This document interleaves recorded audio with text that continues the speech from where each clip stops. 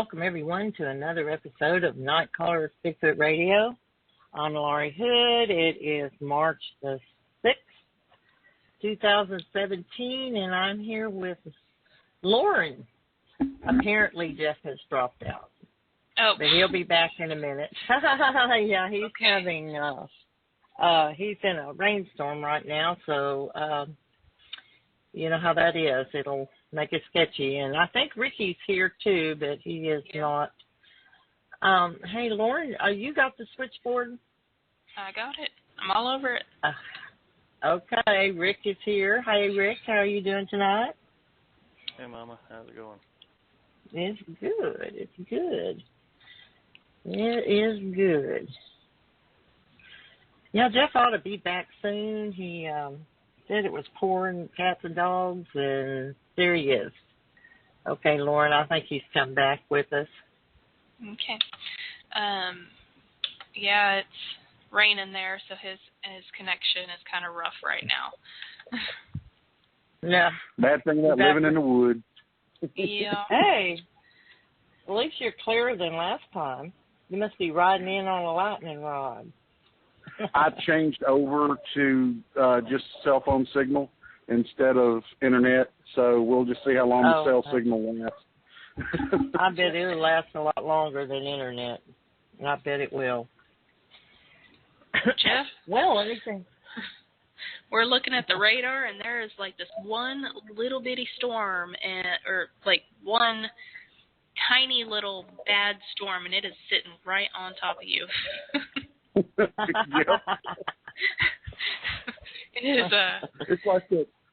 I'm like Charlie Brown, you know. It's like Lucy just pulls the football out from under that one cloud. It really, I mean, it no lie, it covers like the name of where you're at. It's really funny. Ricky came to show me. He's like, you know, here's the radar, and I said that little spot right there. That's exactly where he is. Wow. Which way is it headed? The cloud is.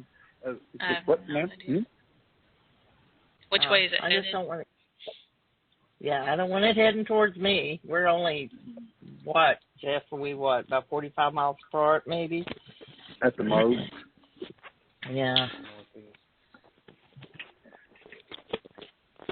Not far. I'll be in your neck of the woods next week. I have to go to one of my doctors next week and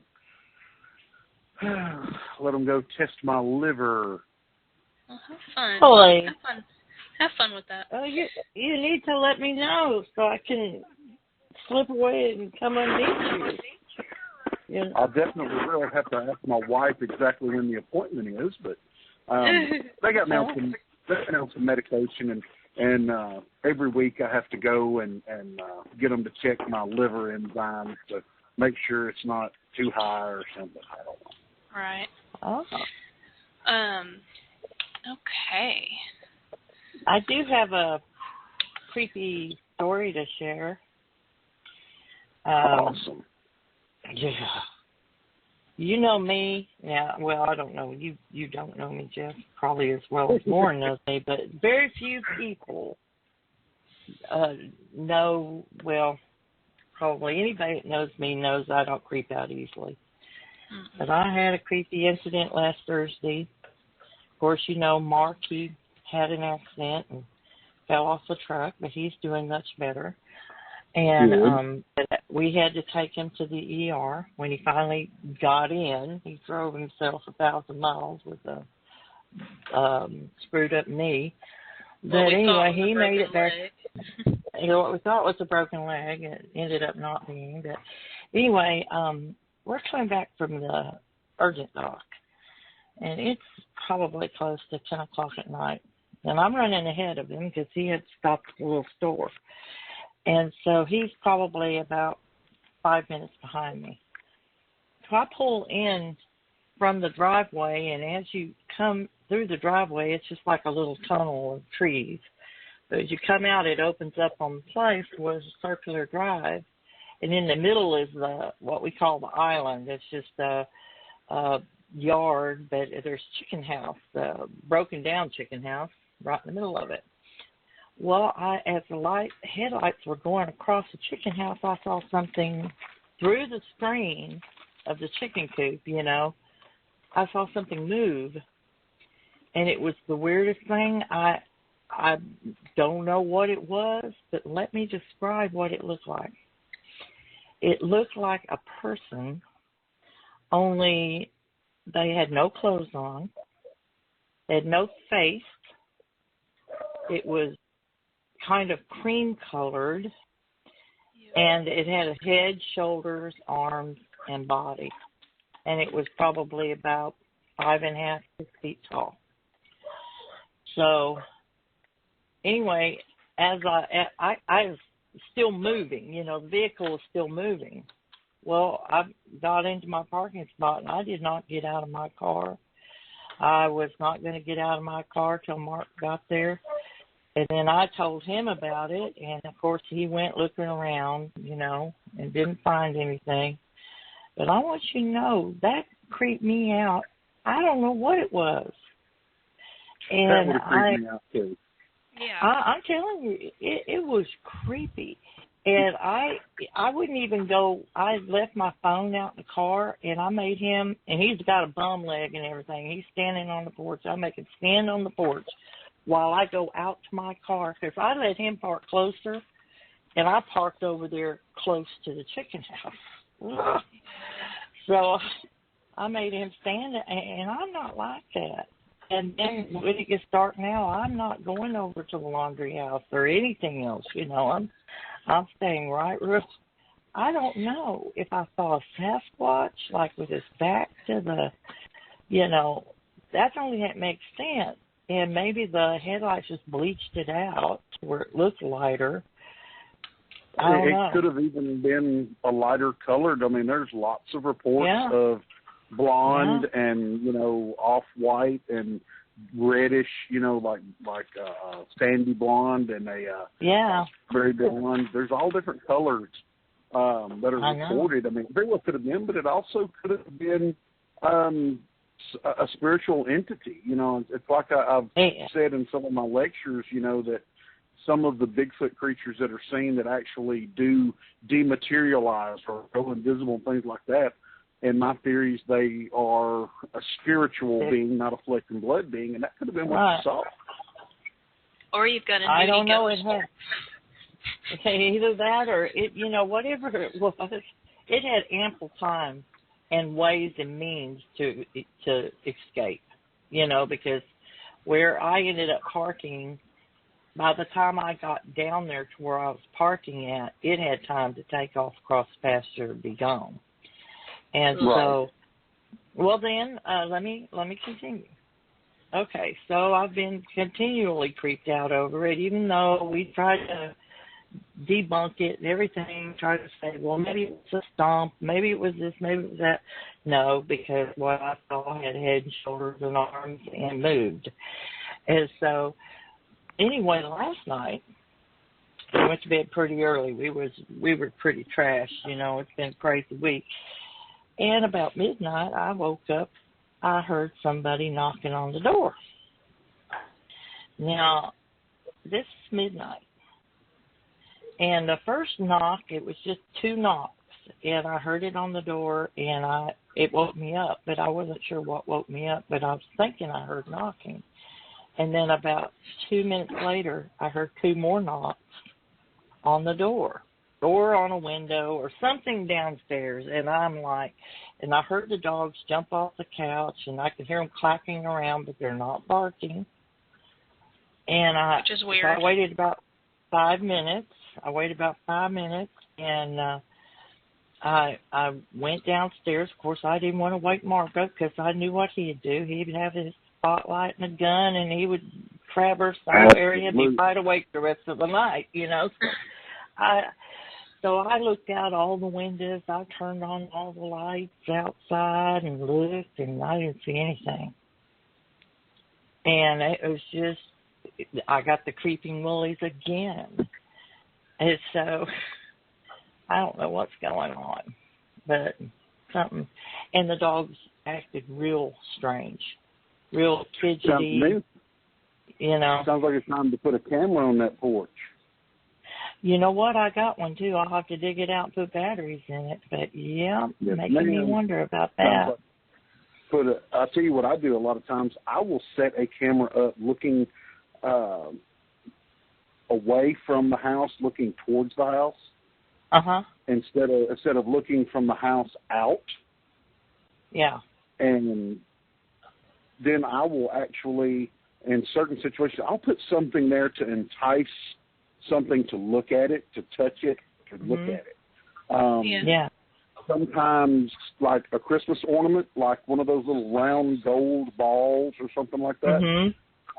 Just hang one of those from the middle of the porch where it normally wouldn't hang, and clean the ball off really, really well. That way there's no fingerprints on it.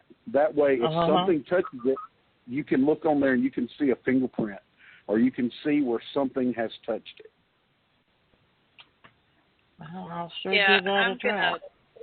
Go ahead and let you know I won't be coming for Easter. I love you. Yes, you will. No.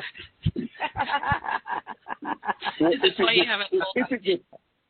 If it gets too freaky, all you got to do is say, Jeff, I need you to come to the house and see if you can figure out what this is, because 45 minutes down the road is not that far to go. No, it's not. And I was going to have Lauren and the baby sleep out in the tent, but I guess that's a no-go now. Yeah, that's a negative. Thanks, though. Thanks for trying.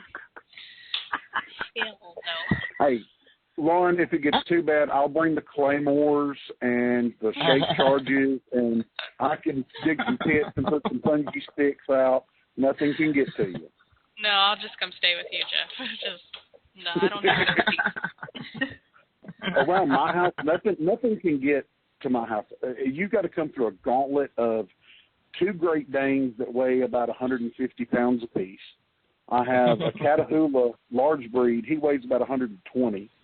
Then I have 4 grown mountain curs that weigh about 60 pounds apiece. And then you get to my puppies, and then once you get in the house, you get to my chihuahuas. And the chihuahuas, from the ankles down, you are dead. God. Well, I tell you what, we have got our guest on the line, and I'm anxious to talk to him, and I don't want to think about creepy things anymore, although he may have his own creepy story. This man has been all over the United States. He is a true adventurer and a traveler. So I want to say real quick now, anyone that wants to call our guest or call us, and if you have any questions or anything like that, want to say hello, the number is 347-989-0313, and press 1 so we know you want to talk to us. Okay. Lauren, how about running that fabulous intro? Okay.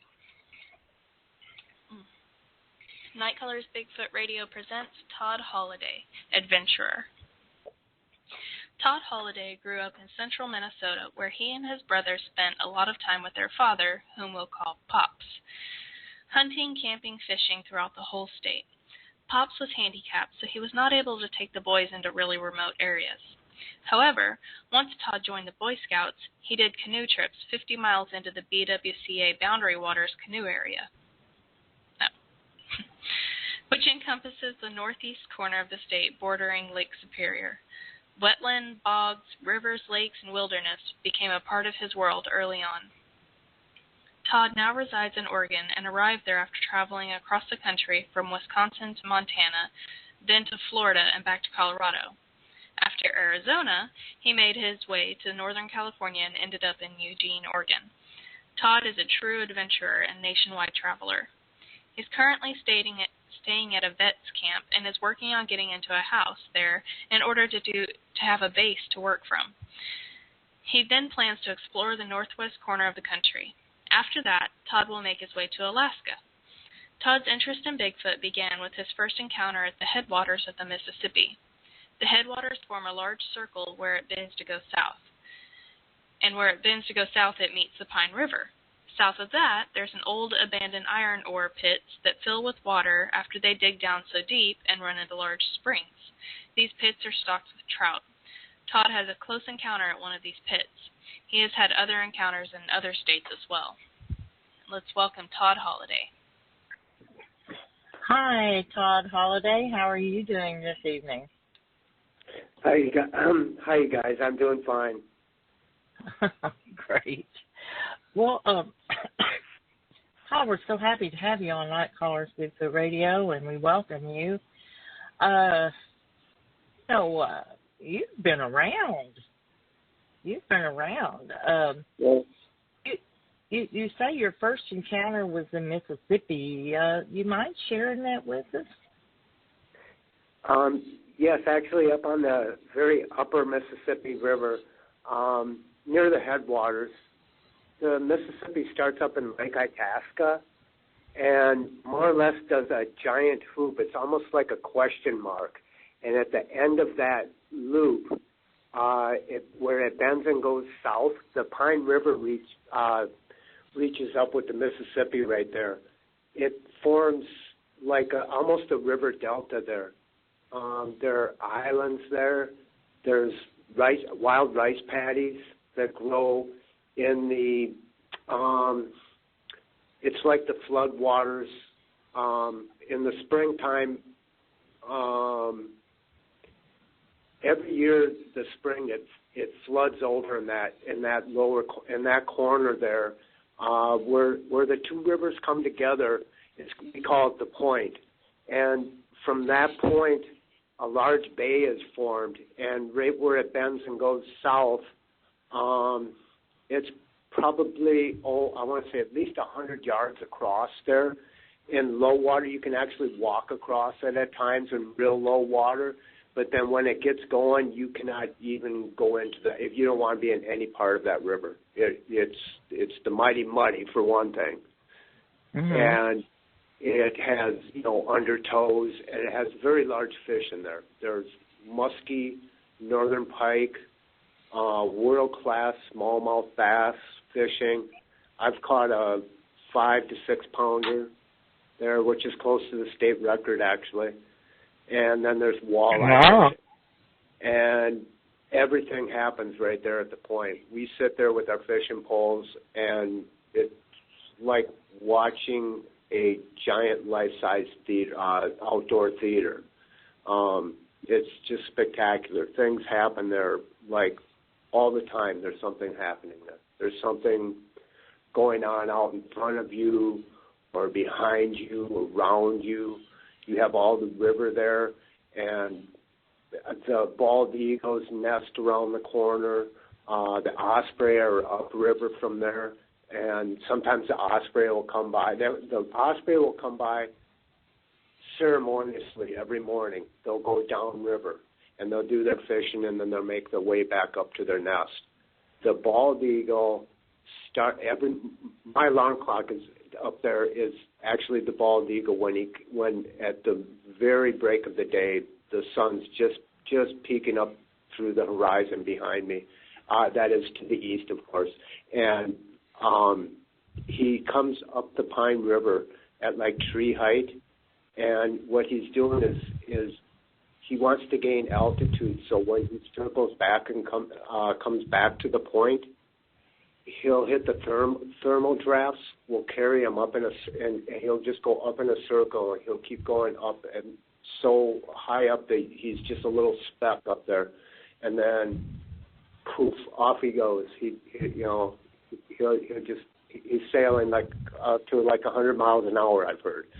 It's really something, and that's kind of my morning wake-up call, and I get up and make coffee, get my fishing pole, and head out to the point, meet up with my buddies sometimes, and we just spend the whole day. How old were you, I don't mean to interrupt, but how old were you at this time that you had this first encounter? Okay, this would have been, I'm 58 now, and my first encounter actually was on the mine pits, which are just south of the point, and so this was back in 2002. Okay. So, Well, Davey, tell us what happened. I'm not real good at math. That's okay. So I would have been in That's okay. I guess I would have been in my 40s then. All right. So because that goes Well, back 15 years. Okay. Yeah. That experience, I was working with a remodeling company, and when 9/11 happened, it knocked the ground up from under us. We just didn't have we were young and we didn't have a real good backbone. So, for business, in that business, we were all very accomplished and we were doing top end houses. But I ended up moving up into my North Woods. I'm relating to back in the Twin Cities is where I have my business. And I decided to just go up and live up in the woods and, live a different experience. It seemed like, there's a change in my life. And so I was up there with friends. I have friends. This is Crosby, Cuyuna. It's the lower iron ore range. It's the most southern iron ore range. And the area there is all lakes, rivers, streams, ponds, swamps, wetland. There's lots of water there. It's a very flat area. And I had not really known about Bigfoot because, for one thing, I've never been back in the backwoods until I started going up there around 2001. And anytime that I'd hear something out in the woods, my friends and I'd ask, "What is that?" They kind of turn their heads and give some kind of obscure sound like, "I don't really know," And I just never I knew there was something out there that was mysterious, but I didn't quite know what. Bigfoot wasn't a popular item, and the internet hadn't come out. People weren't talking about it. My neighbors, my friends up there don't talk about it. But anyway, I ended up at this camp on one of the 7 mine pits, and I was there with just my doggie, Georgia Brown, and she's a Chinese chocolate Shar-Pei, and she would have been, oh my goodness, at that time, I think about 10 years old. And she would have been about 10 years then. I got out of my truck, set up my tent, and the sun was just going down at this time. And I went down I decided to go look down at the mine. Down at the mine pits fill up with water.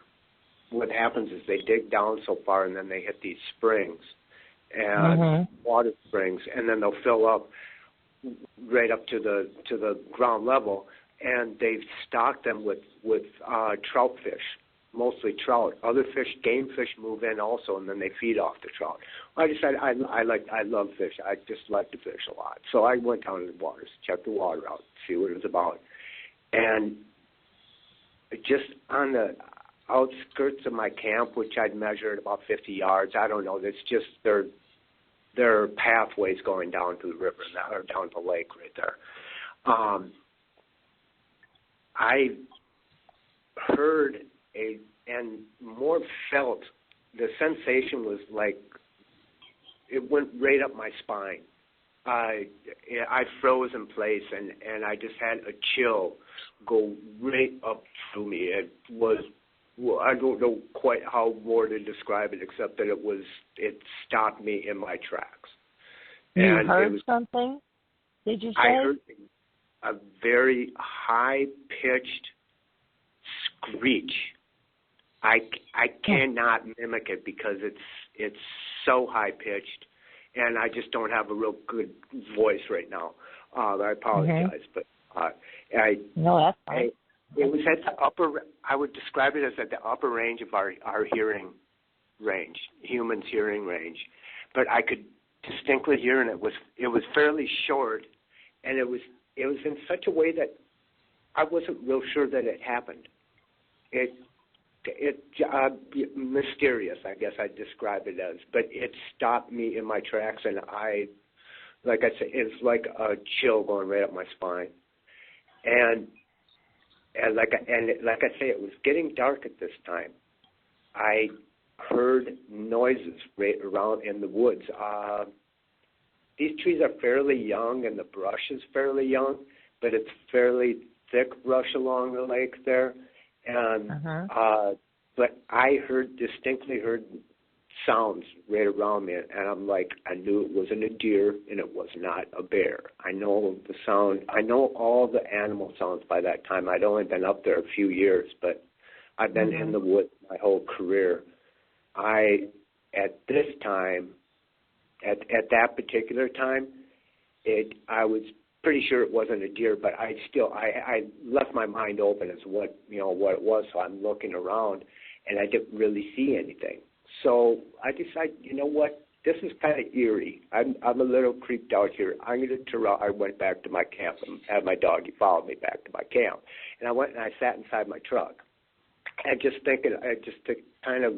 don't know. I gave pause for thought. I was thinking about what's going on. What the heck?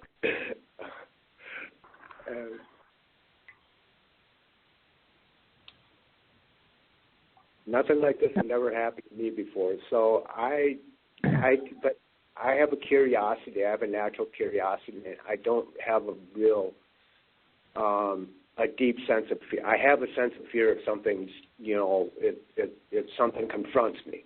But this, whatever it was, hadn't confronted me, but I could tell it whatever it was curious about me, because it was approaching fairly close. It wouldn't show itself. I decided to get out the truck and walk along the same path going the other direction along the lake shore, though. And this time I started hearing noises again. This time it was off to my left. The time before it was to my right. This time it was off to my left, going away from the lake, so probably 100 yards from the lake shore, and I would have been about going down this path. When I looked in that direction where I heard the noise, I didn't actually see anything. But when I looked away and looked out of the corner of my eye, I saw something big and brown and furry. And at that point I decided, my curiosity was up, but it was getting dark out. And whatever it was,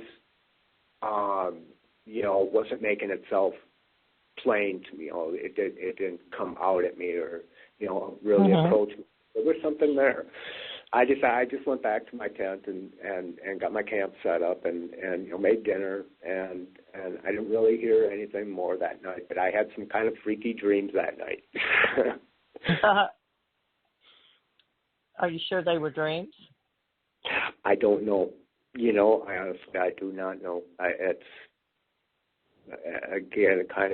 It's kind of mysterious.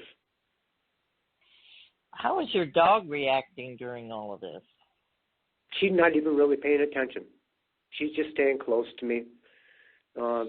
Georgia Brown's a pretty laid-back girl, She'd had four litters of puppies, and she's just my sidekick, and she's just a gorgeous dog, and very loyal and but I use my dogs a lot for, signal. So she was getting somewhat nervous, and it was, it may have been my, help me decide to just turn around and go back to camp each time. And, either way, that was my first experience, close So what did you think it was? Were you suspecting that it might have been a Sasquatch, or did you figure that out later? You know what? I didn't know what it was. I went and talked to my friends in town the next day, and my one girl friend, a friend of mine, she says, "Oh, that's Sasquatch." I said, "That's what? Huh? What?" And she said, "Oh, yeah, they hang out around up there." And my other friends are just kind of looking away and not saying anything really, and they're kind of chuckling a little. And I'm not telling them, "Well, I'm going up there to stay up on the point." I was waiting for the like I say, it floods over. I was waiting for the waters at that time to recede enough so I can move up to the Pine River camp. And they were kind of chuckling about it. And I'd ask about, well, what do you mean? What about this? And they just kind of, they didn't say much. They don't like talking about it, and they don't go up there either. The town people. My friend Randy lives up there. He was living up there at the time. My other friends, they don't go up in those woods anymore. It's kind of funny. They have all of now the Pine River is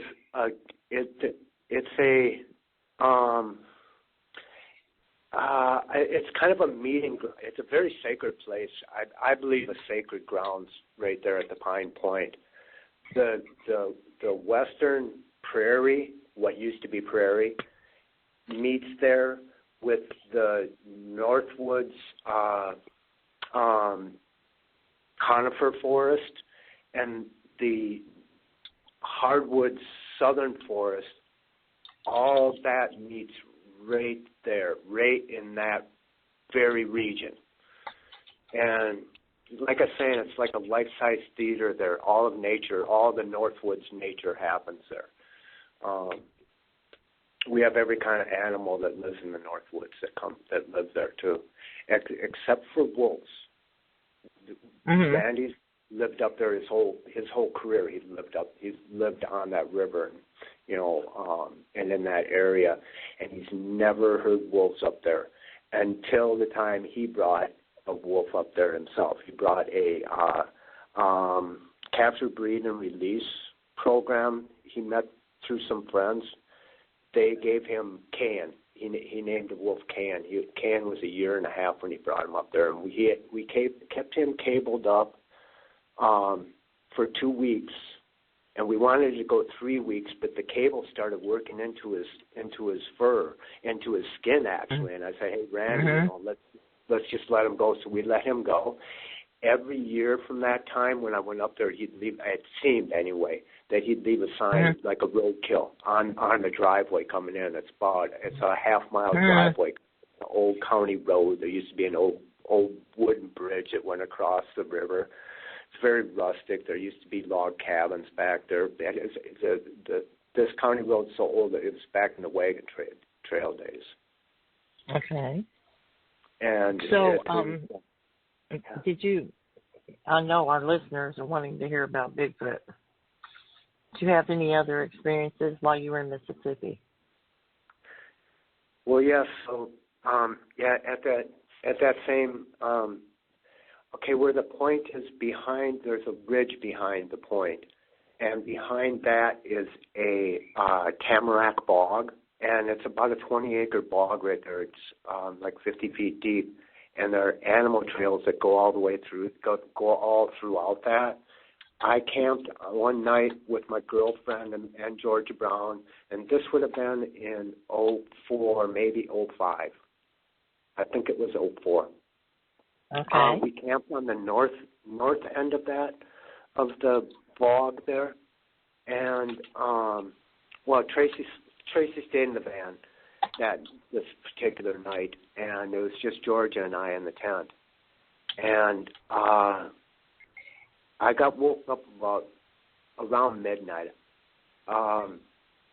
to this somewhat high-pitched bellowing sound. I describe it as. Again, I can mimic some Bigfoot sounds. I do that sometimes on my bicycle. I'll make going through town or on the outskirts of town. I'll make big. I cannot mimic the sound, but it was a high-pitched bellow, and it crescendoed to a higher pitch even. And this continued on for well over an hour. The neighbor dogs, the other thing, there are two things that woke me up. First, I heard the neighbor dogs, which are like a quarter mile away, but the sound carries in this area real good. I have 3 neighbors that have dog packs. They were going just crazy. And this bellowing sound continued, like,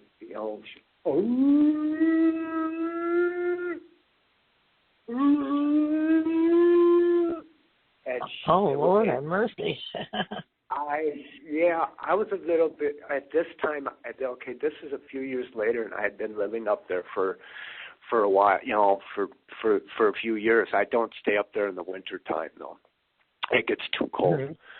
Mm-hmm. But I stayed up with this sound and just kind of, I was curious, but this creature was about 100 yards out in front of me in the bog, and I won't go into the bog at night. It's too scary. I don't have Viking blood. But I'm not. I wasn't so curious, but I wanted to go check this out. I really wanted to, but I didn't have a strong flashlight. It was a dark and kind of gloomy night, not foggy. It was a foggy night, and I didn't see any reason to go out and actually try to, do that kind of exploration at that time. So I stayed in the temple. Night, it's too dangerous. Yes, exactly. I have some smarts too. I don't carry weapons. I do sometimes, like when I'm in Montana, I carry a shotgun. I keep a shotgun with me. Up in those mountains. Well, you got grizzlies over there. We got grizzlies, mountain lions, actual mountain lions, not just cougars. There's actual mountain lions up there, which there is a difference. And but at that time, I didn't have any tools at all. I keep a hatchet. But Eddie, I looked over at Georgia. I looked over at Georgia Brown. And I said, what about this, Georgia? She lifts her head up and she perks her ears back and she's listening to the sound, and she hears the other dogs going off too. She looks over at me and I look back at her, and she just lays her head back down on the ground, goes back to sleep. Well, this was going on for about a half hour. I sat up with the same sound in the same position, and I just look, I was tired. I had to get up in the morning. I'm like, nothing seems to be coming. Whatever it is, it doesn't sound like it's approaching me. So I just laid back and went back to sleep. I got woke up 3 times, and then a 4th time I got woke up. Only the whole forest had gone just quiet. Not a whisper, not a leaf turn. The insects all got quiet. Any animal noises, like I say, there's a lot of animals in this woods. Everything just got whisper, quiet. And I heard something approaching towards my tent. I was camped probably 15, 20 yards on a slope going down to the bog. I heard this walking right out in front of my tent. A squoosh. It sounded like something very large. And again, it's still at this time, I'm not real familiar with what Bigfoot is. I've learned more living here and being on the internet than I've known my whole career. And I just, again, kind of froze in place. I decided there's no reason to go out there. It's dark out. And, safety. Again, Jeff, you're spot on there. It's too dangerous. So I let it, but I listened I just listened. And the sound, I want to call it a creature because to me, again, I know the sound of bear. Bear are like quiet. When they move in the woods, you can't hear them move. They don't break. They don't crack branches. They don't make squishy sounds when they go. They don't go. They may go into the swamp there. Not the bog. I've not seen any bear tracks or sign of bear sign. And there are only a few small black bears in that area. The hunters keep them called pretty well. This was not a bear, but it was moving directly towards that same call.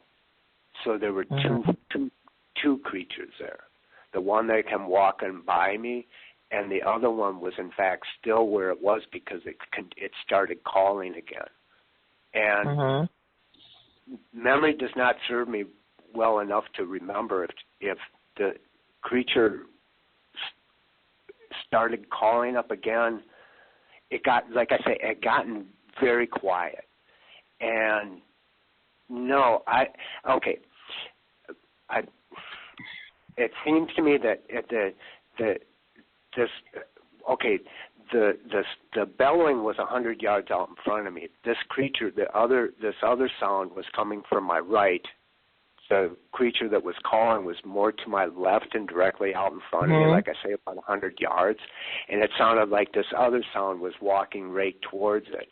Well, I sat and listened until I could not hear any sounds at all, and then eventually went back to sleep again. I woke up a short while afterwards to that same bellowing sound, only it was a half a mile upriver now. It had moved on up the river. So whatever it was had moved away from my spot, and I didn't hear any other sounds in that area. So that was my experience.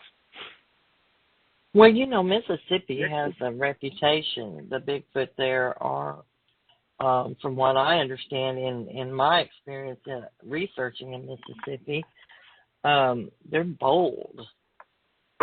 They are very bold compared to Texas Bigfoot anyway. They'll stand there and let you look at them and everything else. I mean, I've just heard stories. Okay, you're talking about the Mississippi State. I'm talking about the Mississippi River in Minnesota, northern Minnesota. Sure, I am totally. Yeah. Okay. I thought you were in Mississippi. I apologize. No, I was saying up at the headwaters. This is at the very headwaters of the Mississippi. Okay. So northern Minnesota. Do you know where Duluth Superior is?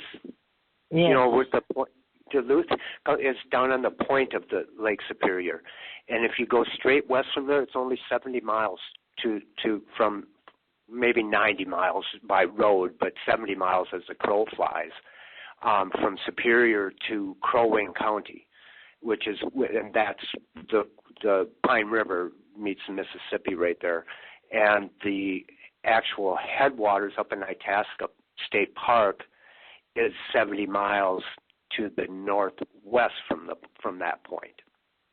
Okay. And like I say, it goes in the river comes in, it goes through lakes, and there's literally thousands of lakes. I'm sure over 1,000 lakes within that one county alone. Okay.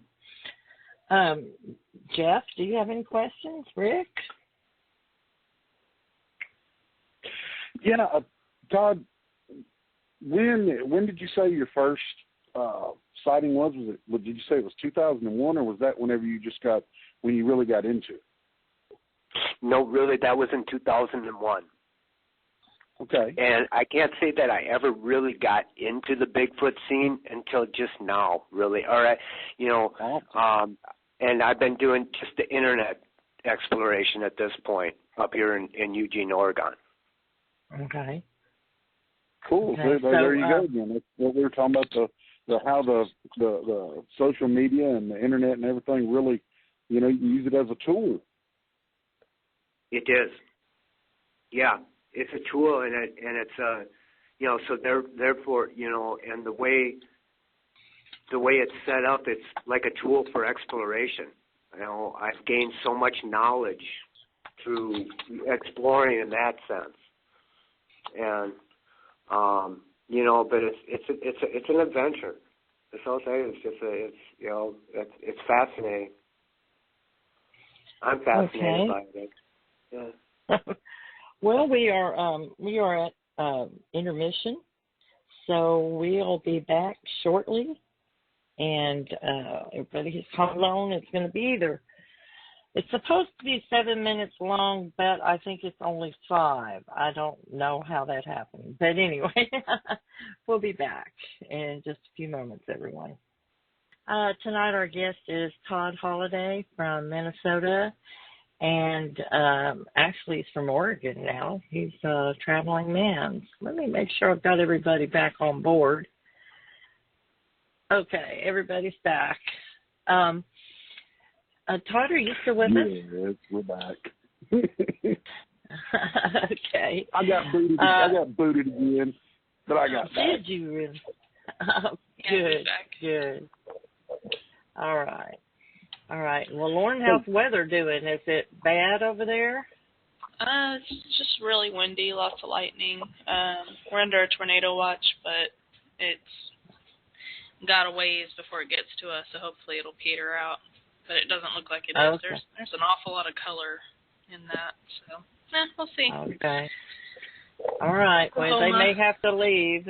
The show before it's over with, but just in case. Okay. It's kind of flashed off here to where, it's just sprinkling now, so we're pretty. Oh, that's good. Pretty lucky. My dogs Good, are probably all swimming in their kennels out there. Oh. Okay. Hey, Todd, you still with us? Yeah, I'm still here. All right, great. I was kind of curious. I was going to ask you. You were saying that you were. What kind of camp are you staying in? The particular camp that I was at during my last experience, or that last encounter I was speaking of. No, now. Right now.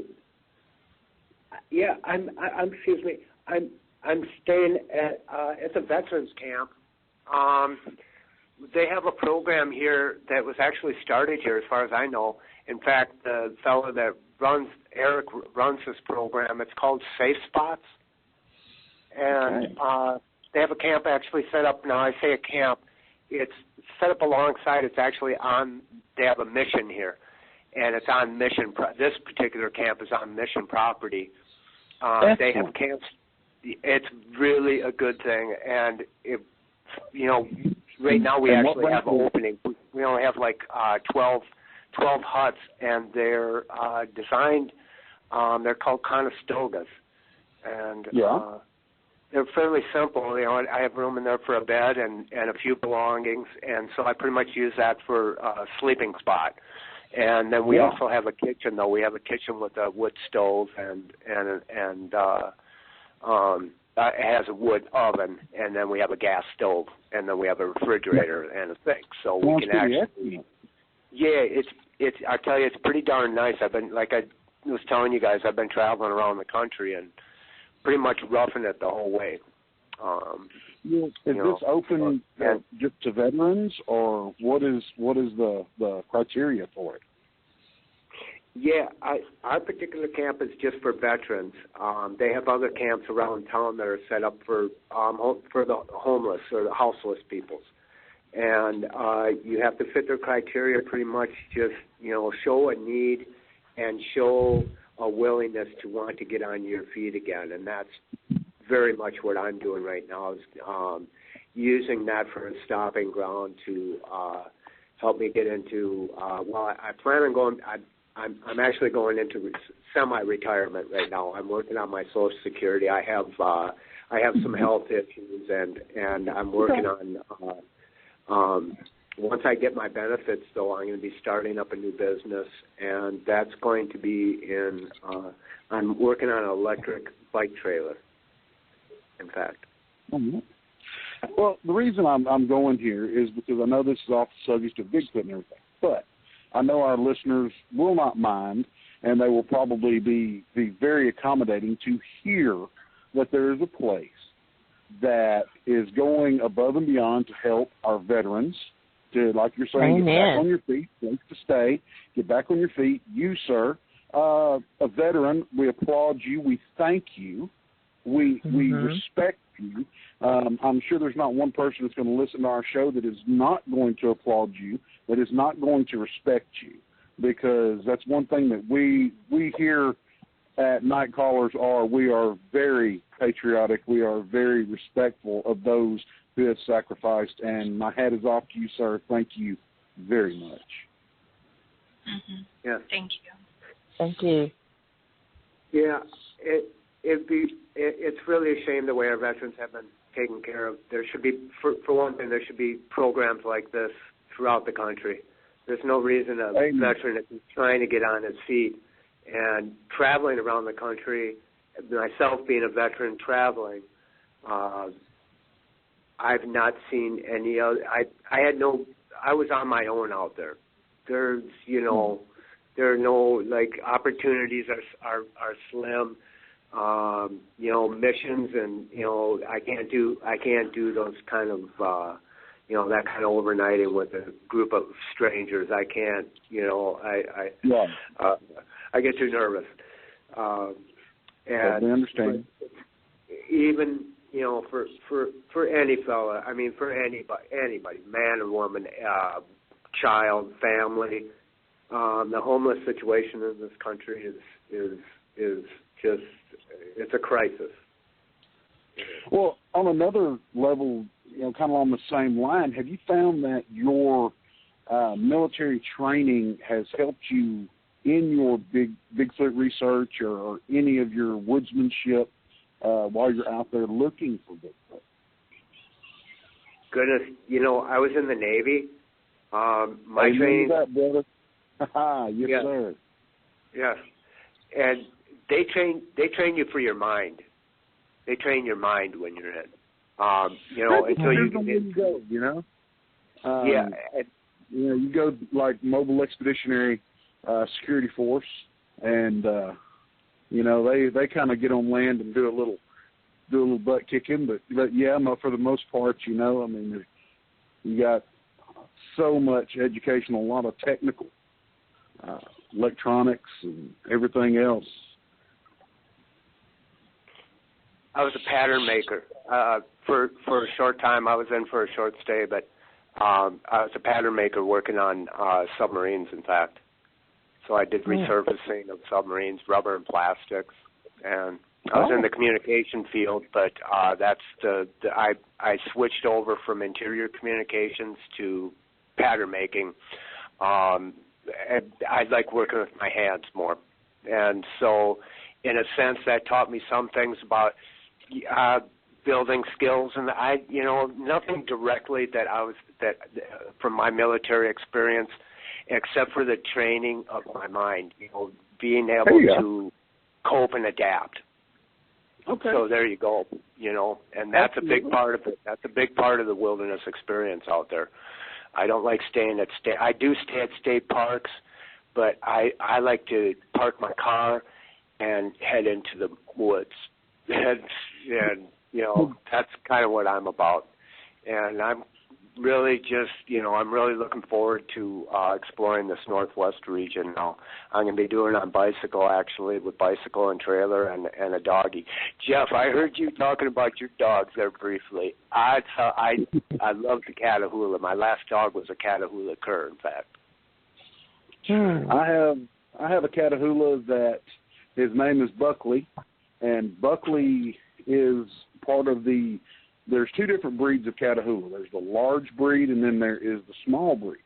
And Buckley is the large breed. Buckley has gotten so huge that I never figured he was going to get to 120 pounds, but he did. Right. So he is a monster, but he is the biggest, lovingest baby. I mean, if I'd let him come in here and sleep with me, he'd want to think he's still a lap dog. Yeah, absolutely.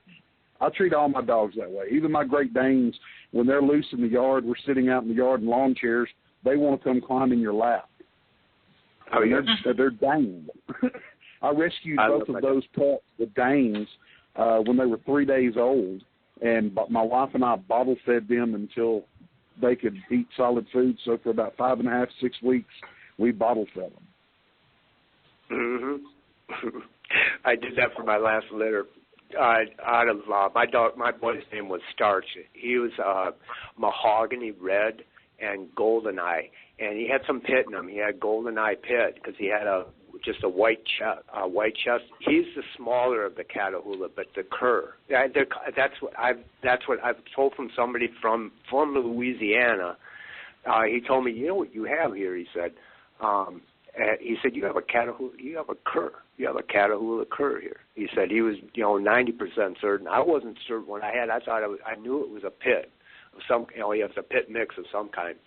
This dog was phenomenal. When I walk up to him, he jumps straight up in the air so that he could get to eye level with me. And he'd do that continuously. Jump and jump. I'd say, hi, Starch. Hi, Starch. How are you? And he finally calmed down. But he wanted to go off and do something. Real high energy dog. We bicycled from this is in Colorado, where I found him at the very basin of the Arkansas River. It's called the Gateway. It's the gateway into the Rockies. The Rockies that section of the Rockies starts right there, and the Arkansas follows all the way up into the headwaters, which are the high Rockies. They're the 17s. Is that am I thinking right? Is it the 17s or 15,000s?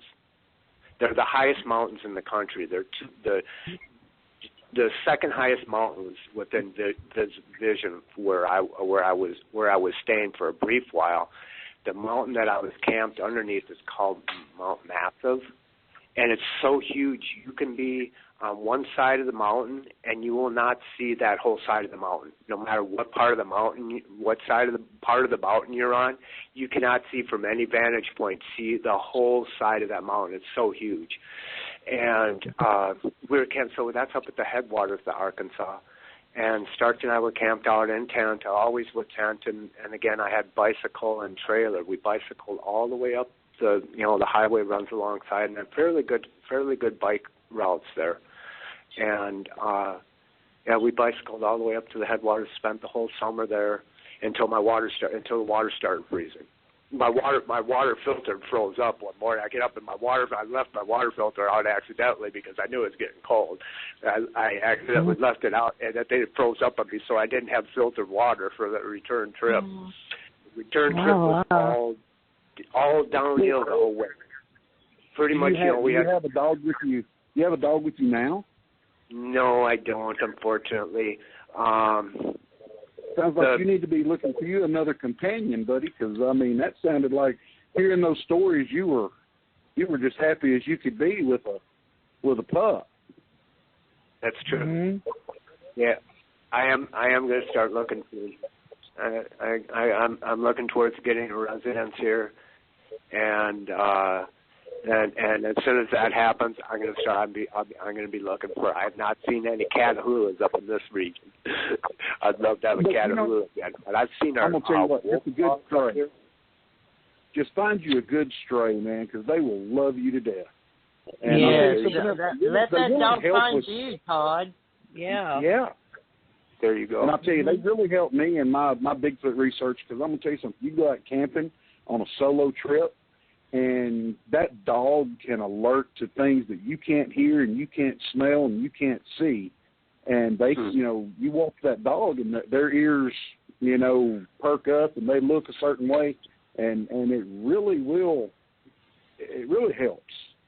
Mm-hmm. Especially if where you're staying at, Todd, can you have a pet? I could have a service dog, but it's not that. And in fact, my dog will be service dog trained and certified. Okay. Yeah, absolutely. I'm not in a position to have a dog right now, but yeah, I'm. It's a real. I'm looking for a place right now. They're helping me out with. They set up.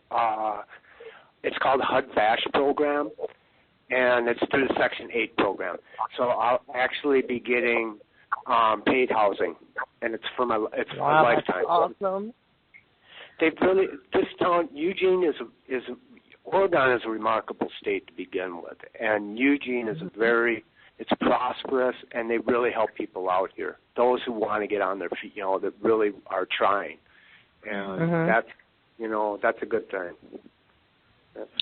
So you've been all over the country. I imagine you have stayed in some really beautiful places. Can you tell us about some of these places that you stayed? I mean, the mountain. Oh my goodness, I think that was probably the best, right? Or Colorado was remarkable. Yeah, I was. I was on the base. From the front yard where I was staying I'm staying on this lady's property doing property management for her under the Sangre de Cristo Mountains. They're breathtaking. Just, oh my gosh, you ever even just see photos of it? Photos don't do it justice. They're all they're these just rows of pyramid-shaped and huge mountains. That they're all pyramid-shaped. Or a lot of them are pyramid-shaped, very pointed tops on them. And, yeah, remarkable. She had me stand, and she says, come stand over here. I said, oh, okay. I walked over, and I stood up, and I looked, and it just blew me away. I was just amazed. I'd seen him from different vantages, but she just standing in this one spot. She says, stand here. It set me back.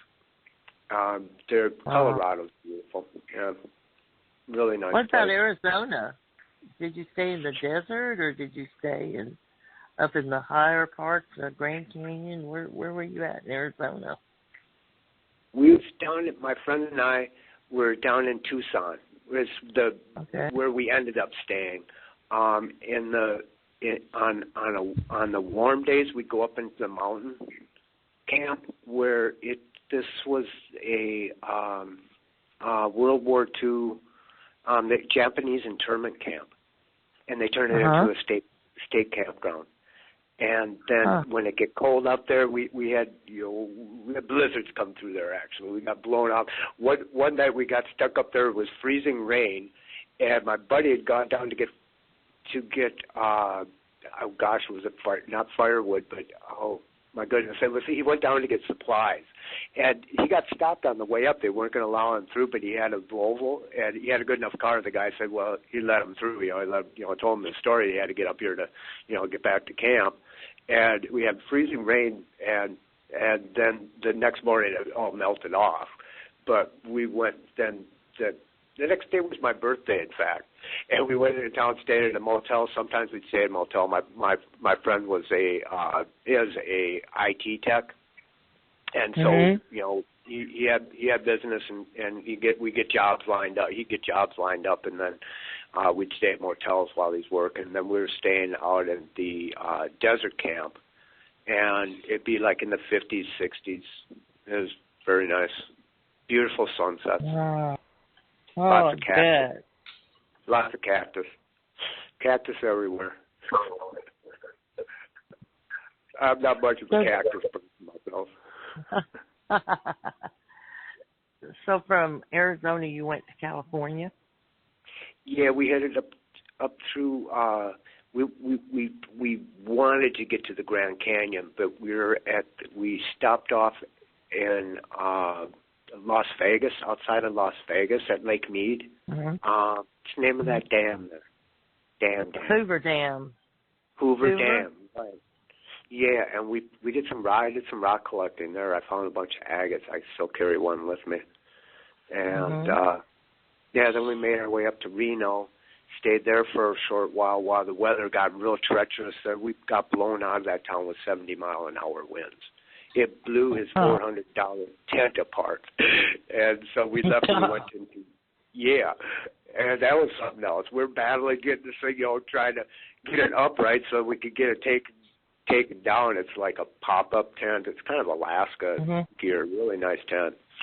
And we went into Eureka. His wolf mix dog came down with cancer.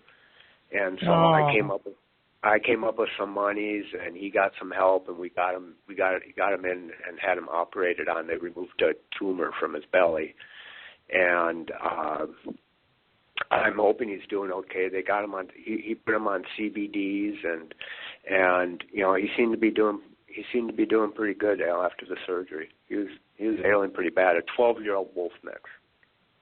Oh, beautiful dog. But my boy didn't get along with him.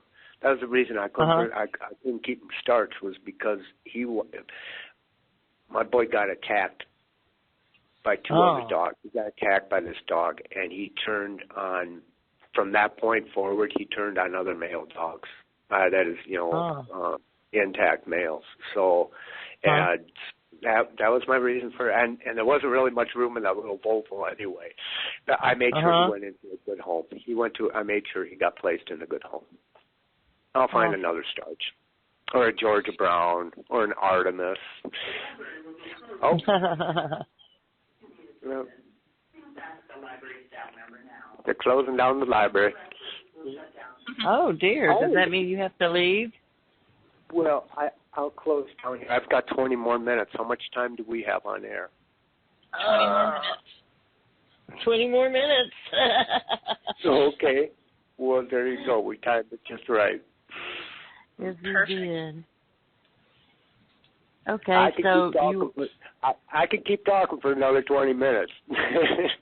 So the whole time that you're traveling from Colorado to Arizona and California, are you looking for Bigfoot when you're out there? I tell you, down in the desert region, I've never heard of Bigfoot being in any kind of desert region. When we're up in the mountains. Yeah, well, you would be surprised. You would be very surprised. Yes.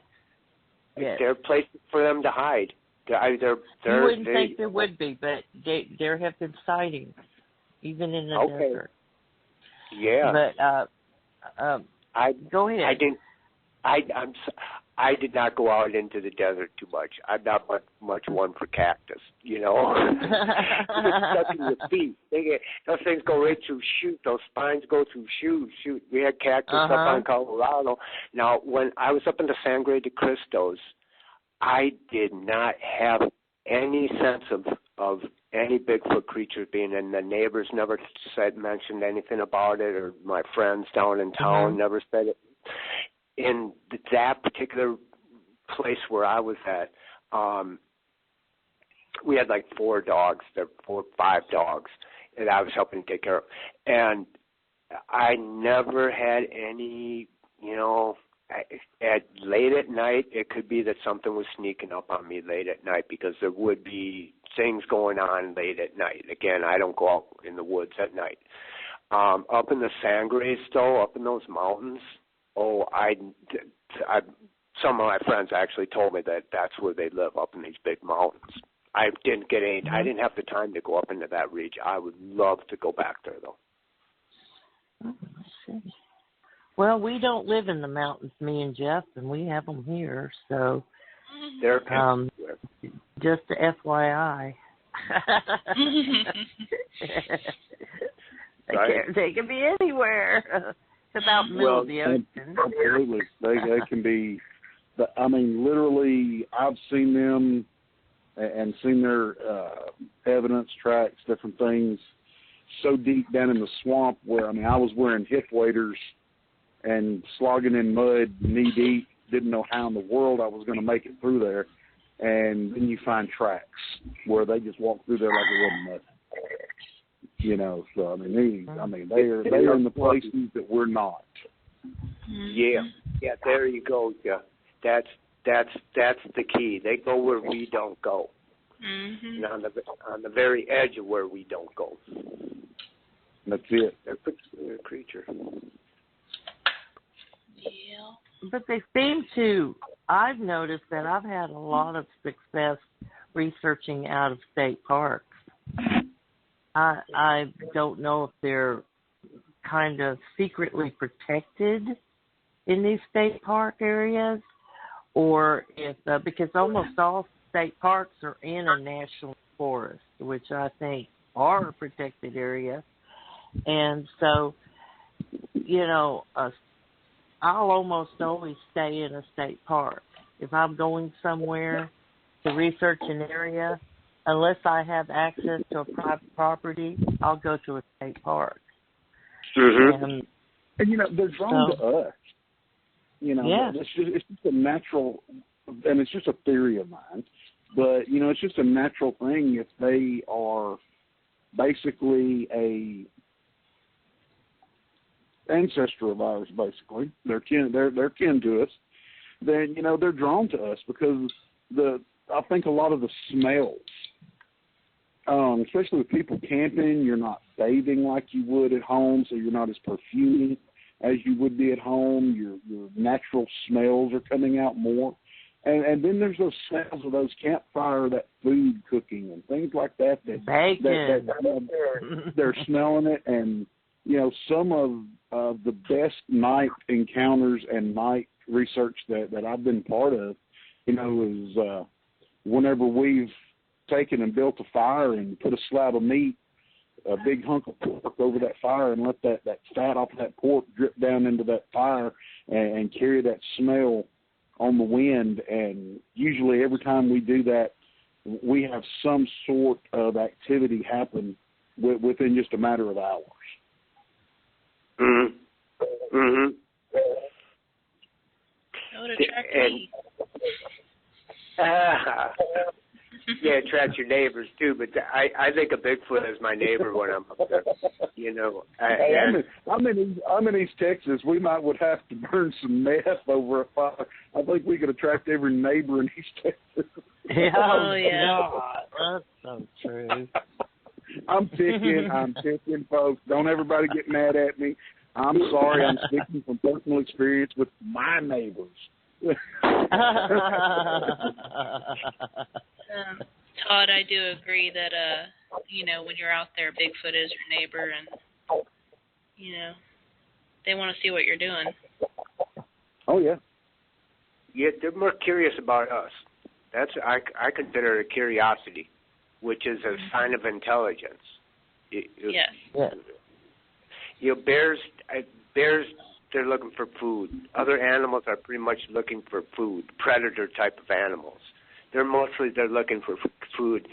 The only curiosity factor that they really have relates to what are you doing on my turf? You know, territorial. We got attacked by wolves up in Montana. We got attacked by a pack of wolves. Our dog pack, and myself and my friend, is really just the two of us were camped up on the mountains with the dogs. His girlfriend had left. No, Phoenix's girl was still there.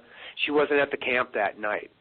This particular night, another fellow had shown up, and he was blasted drunk. This guy came up, he drank. My buddy, my nephew, this guy's like my not blood nephew, but he's just like a nephew to me, Phoenix. He's 3-time East Coast fighting champion. He's a fighter and a warrior, and he's one of the top pit bull trainers in the country. He's one of the top trainers. He's on YouTube, dog hogging in the South and pit bull hogging in the South. And he took 2 nationals. He took nationals in these events, and he's on YouTube. And he was is essentially Phoenix up there by himself because these wolves waited for me. They followed the elk herd down to the river, and we were camped. This is Missoula, Montana. The Clark Fork River comes beautiful in there. Country, yeah. And we're above Hell's Gate. It's called. It's where Mount Jumbo's on one side, and the mountain range comes in and meets the river right there. The glaciers stopped right there at that point, and when they burst through, they burst house-sized boulders into other states. Our camp was up 2/3 way up this mountain, and we had close to a dozen dogs, and we're training for wilderness survival, in fact, and dog hogging. Also, we ended up down. That's what I went to Florida for. That we went to Florida to meet up with a group in actually Eastern Texas, Jeff, Shreveport, Louisiana. He owned a house in Shreveport, and we were supposed to meet up with these guys. We got down. Long story short, we got down there too late, missed the group, and they ended up down in Central Florida. Well, none of us were going down into Gatorland. Thank you very much. But this wolf pack came in. They wanted us off that mountain. We were getting ready. Winter was coming up, and we were getting ready to leave within that week anyway. But they came, they waited for me to go. I swear, they waited for me to go down the mountain. I went down in town to get some tobacco. And when I came back up, there was blood all over the camp. The guys were back. They were dead asleep, and my bulldog, when I got inside my hut, was laying there dead. Oh he no! Was dead, Oh my God! That was horrible. I kept him chained up because he was male aggressive. Also, I had to keep him chained up. That was his demise. They could break into this hut.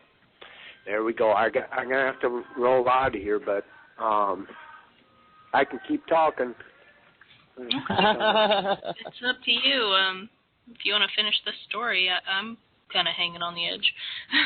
Okay, good. Yeah. So I get back, and there's my bulldog laying there dead. I had a Rottweiler, a Rottie Border Collie mix. She would not leave she wouldn't stay in the hut, and she wouldn't come down the mountain with us. Usually my two girls stayed by my side. Artemis was my other dog, and Rain stayed there, and she stayed outside of the hut. How Phoenix described to me was there was about 7 or 8 wolves. His lead dog is Land of the Giant Pit Cross Dugo Argentino Mastiff. And this dog is the best dog I've ever seen in my life. I've never seen anything like I said. Phoenix has a 2-year degree in dog, and he really knows dog. Goliath is just gorgeous too. Black brindle, and oh my God, he's probably 150 pounds now at 3 years old. He took on the lead wolf. They met head to head, and he throat out. And at the same time, our 2 lead females took on the lead female, tore her up. There were 4 other dogs. 2 of them went after my bulldog. 2 of them took after Rain, and Rain did a dip and a dodge, and they ducked and ran at her. She bolted down. She got away from them and bolted down the mountain, and we figured out she ran into town. Smart dog, Border Collie. Really smart dog. She's real athletic, too. She got away from 2 wolves, which coyotes cannot get away from wolves. They'll chase them down, and they would have chased her down, but she was smart enough, and she went, because I take my dogs into town with me. The town's just right, we're on the edge of town there. It was quite an experience. She woke me up at like 3, 4 in the morning. I heard her calling outside my door. I'm like, oh my gosh, Rain, she's alive. She's okay. Oh my God. Oh wow. Yeah. So at least I thought I lost 2 of my dogs that night. So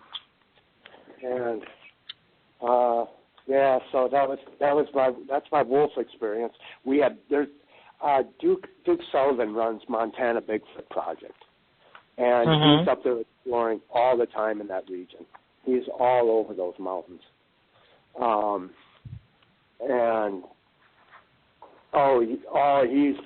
he's got quite a few stories to tell. If you go to his website, is Montana Bigfoot Project. That's one of his websites. We'll just have to have him on the show. He's fantastic. He has his own radio programs also. Oh wow. Yeah, you guys should hook up. I talked to him about you guys too. He recommended you guys. He said, yeah, you're good people. Yeah, we have to watch ourselves in this field, right? Yes, Yes. Definitely. Yes. You are correct. You are correct. Well, thank you so much for coming on tonight and for sitting it out and going over everything with us. We've really appreciated having you on and everything you've shared with us. Very much. It's been a great story. Yes, enjoyed talking with you a lot. Yes. Awesome. Thank you for coming on. And once you get your research going in Oregon and you start getting some experiences, we want to have you back on. We'd love to hear what you're finding and experiencing there. Yeah. Absolutely. Yeah, we'll stay in touch. And shoot me a Facebook friend request. Yeah. Yeah. Yeah, absolutely. Yeah. We're more than glad to do Jeff that. Jeff Triple Stewart. It's late. It's Monday. Yes, I understand too. Lori, I have you on my Facebook again now. Yes, I do. So any contact information, I'll make sure I get in touch with you. Okay. If you ever come down this way, you've got to come see us. Mm-hmm. Absolutely. Well, I'll be doing some more touring. I still have a lot of I don't have actual travel plans, but the direction that I'm going with is the Northwest Corridor here, and I want to go back to Montana for a while, and then and then I want to get up. Alaska's my goal. Yes. Yeah. Wow. Yeah. What an adventurer you are. I envy you. I do. I do want to get back to the Midwest region, though. I've got family back there, back in Minnesota, Wisconsin, and so my plans are to get back to that area, and I'd be more than happy to, meet up with you guys. Okay. Well, everyone, it's time to say goodnight. And so we'll see everyone next Monday night, same time, same station. Y'all have a great week, and everyone be careful out there. And everyone weather, guys. say good night. All right. All right. Good night, Todd. Good night, everybody. God bless.